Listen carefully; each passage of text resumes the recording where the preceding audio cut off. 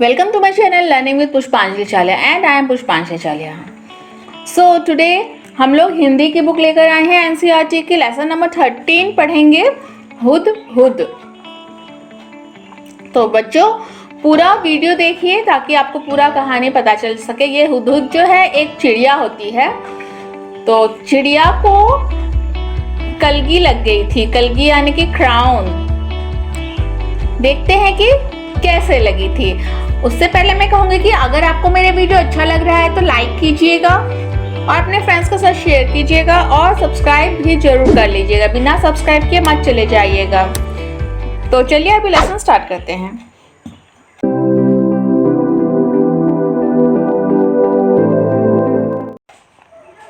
हुदहुद को कलगी कैसे लगी। अभी हम लोग को पता चलेगा कि हुदहुद को कलगी कैसे लगी।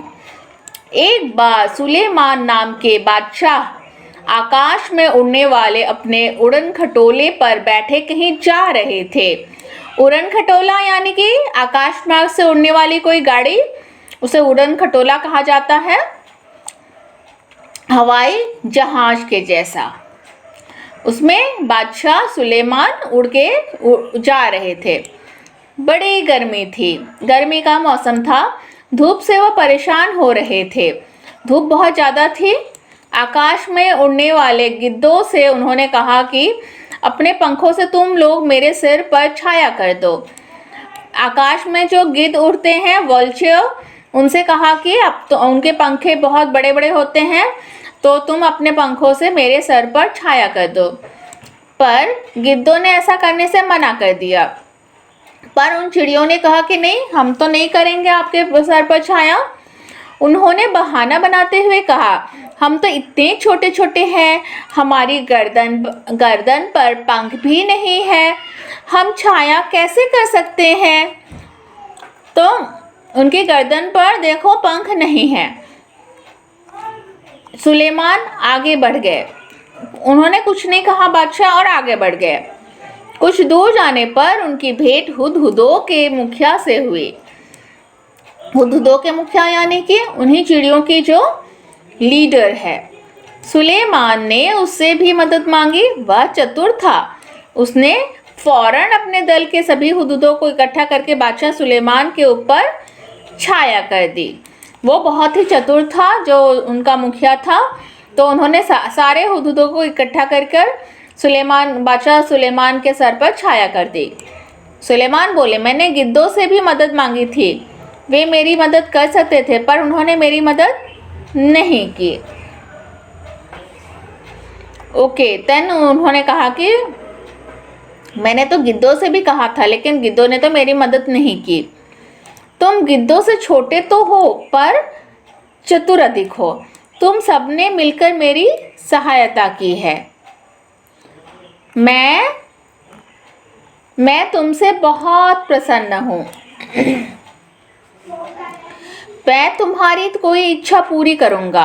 बताओ तुम्हारी क्या इच्छा है। मुखिया ने कहा, महाराज, मैं अपने सभी साथियों से सलाह करने के बाद अपनी इच्छा बताऊंगा। मुखिया ने साथियों से सलाह करने के बाद कहा, महाराज, यह वरदान दीजिए कि हमारे सर पर आज से सोने की कलगी निकल आए। ओ मुखिया ने तब अपनी हुदहुदों के सभी से मेंबर्स से बात करके कहा कि महाराज, ऐसा कुछ वरदान दीजिए ताकि हमारे सर में कलगी निकल आए। बादशाह हंसे और बोले, मुखिया, इसका फल क्या होगा ये तुमने सोच लिया है। मतलब कि मैं तो दे दूंगा तुम्हें ये वाला वरदान, पर इसका आपको फल क्या होगा ये पता कर लिया है आप लोगों ने।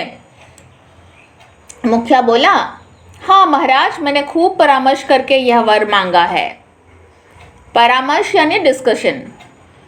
सुलेमान ने प्रार्थना स्वीकार कर ली। सभी हुदहुदों के सर पर सोने की कलगी निकल आई।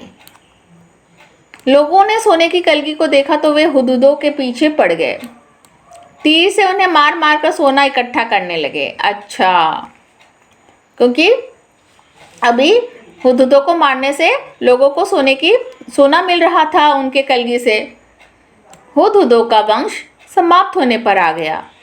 तब मुखिया घबरा कर बादशाह सुलेमान के पास पहुंचा और बोला, इस सोने की कलगी के कारण तो हमारा वंश ही समाप्त हो जाएगा।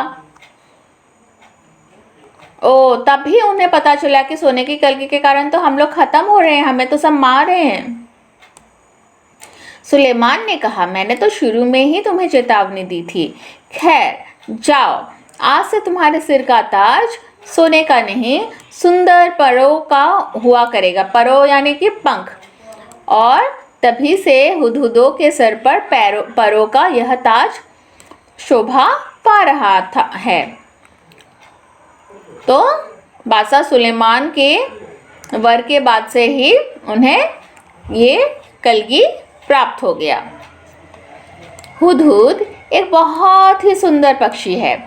इसके शरीर का सबसे सुंदर भाग इसके सर की कलगी होती है।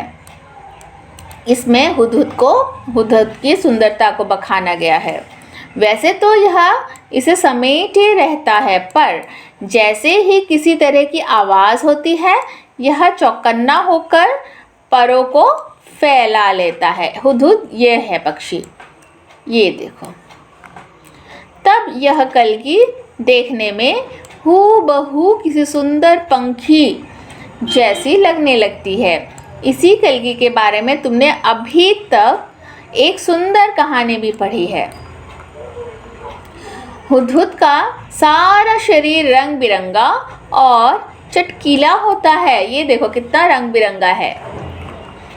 पंख काले काले होते हैं जिन पर मोटी सफ़ेद धारियाँ बनी होती है। ये देखो काला और सफ़ेद धारियाँ यानी कि लाइन। ओके। गर्दन का अगला हिस्सा बादामी रंग का होता है। ये है बादामी रंग। चोटी भी बादामी रंग की होती है, मगर उसके सिरे काले और सफ़ेद होते हैं। सिरा यानी कि एंड जो होता है ये काला और सफ़ेद होता है। दुम का भीतरी हिस्सा सफ़ेद और बाहरी हिस्सा काले रंग का होता है। दुम यानी कि ये काला और सफ़ेद। चोंच पतली, लंबी तथा तीखी होती है। इस चोंच से यह आसानी से जमीन के भीतर छिपे हुए कीड़े मकोड़ों को ढूंढ निकालता है। चोंच को देखो अच्छे से, कितनी पतली और कितनी नुकीली। वो जमीन के नीचे से कीड़ों को ढूंढ के खाता है। इसकी चोंच नाखून काटने वाली नहरनी से बहुत मिलती है, नेल कटर की जो ब्लेड होती है उससे। और शायद इसीलिए कहीं कहीं से इसे हजामिन चिड़िया के नाम से भी पुकारते हैं। हजामिन जैसे हम लोग, नाई हमारी हजामत करती है बाल बनाते वक्त, तो इसी क्योंकि उनका भी चोंच वही सारे काम करते हैं, देखने में भी उसी तरह का ब्लेड टाइप लगता है, तो हजामिन भी कहते हैं। हुदहुद हमारे देश के सभी भागों में पाए जाते हैं। आपने कभी देखी है हुदहुद? ध्यान से चिड़ियों को देखिएगा। तुमने इसे अपने घर के आसपास अपनी तीखी चोंच से जमीन खोदते हुए अवश्य देखा होगा। बोलते समय यह 3 बार हुप हुप हुप सा कुछ कहता है, इसलिए इसे अंग्रेजी में हुपू कहा जाता है। हिंदी में इसे हुदहुद कहते हैं।